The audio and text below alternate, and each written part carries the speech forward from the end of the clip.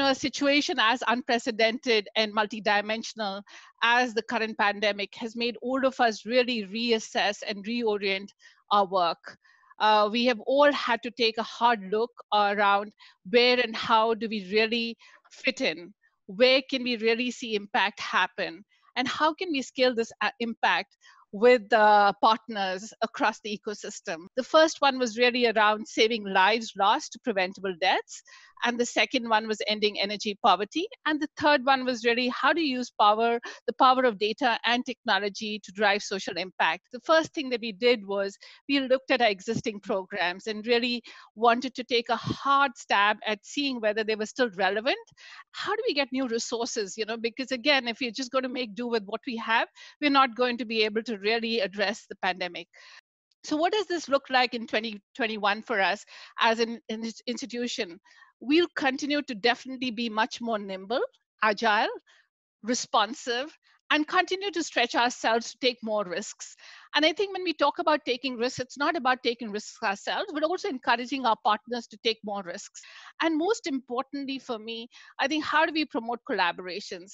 How are we really building stronger coalitions, not just amongst ourselves, but also helping civil society organizations to do the same?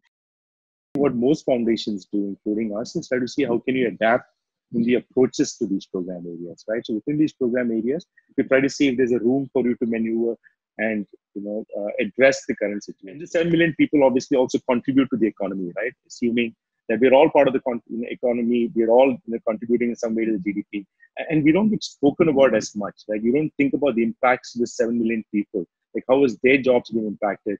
How is the way that whether you're a donor, whether you're a grantee, whatever you are, right? Whether you're a service provider and all that, we speak very little of it. And again, I guess for me, so this is a reflection on the some of the bigger issues that we have in this sector. One big issue being the very unorganized and unstructured way that the sector exists. Data should be transparent. We should make available, how much is it, what we do, how is the way we do programming.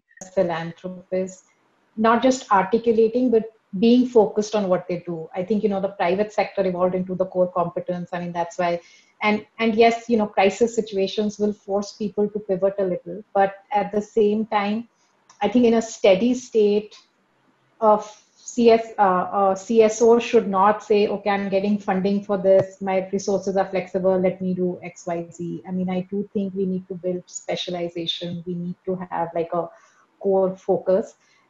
So I do want to underline that point. And even for philanthropists, it's, as I said, I don't think it's a pool of capital. You cannot expect a hedge fund manager to start investing in, unlisted early stage companies.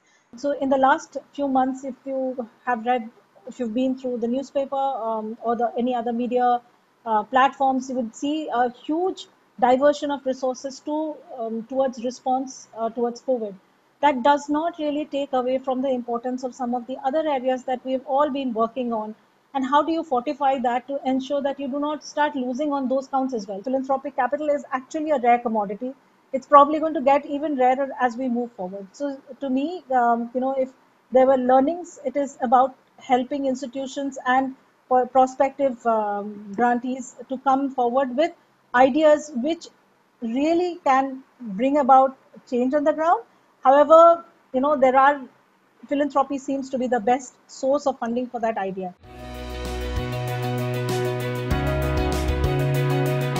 As we are taking risks, we are kind of course, seeding in ideas that may not necessarily be successful. So be prepared to then step back and say, well, you're not going to take it to the next scale. So learn fast, fail fast, and move on, is also something that we look at. We're also trying to constantly see what is innovative over here, because also how we're deploying our resources, they come in different buckets. What's innovative, what's at a systems level change? So, where does this particular work kind of really fit in? I would say impact, scale, and sustainability would be the three elements. And when I say impact, I think it's similar to Moutushi's point about bringing evidence. I think the flexibility to be open to an assessment, to be open to reporting data. And and clearly, the impact should be towards a certain cause that we care for. The second, scalability is important. I do think, the problems that we are dealing with in India are at such a large scale. So, does that idea have the potential to scale, even if it's not at scale today? And the third, I would say, sustainability. And that could come from anywhere, from the government, from the market, from diversity of funders. To us, I think the three things would be passion in the idea. It would be in the articulation of that idea. And one of the things in terms of the way the institution communicates what it wants to achieve. And the third would be the type of evidence it brings to bear to say that the proof of concept has been tested on the ground.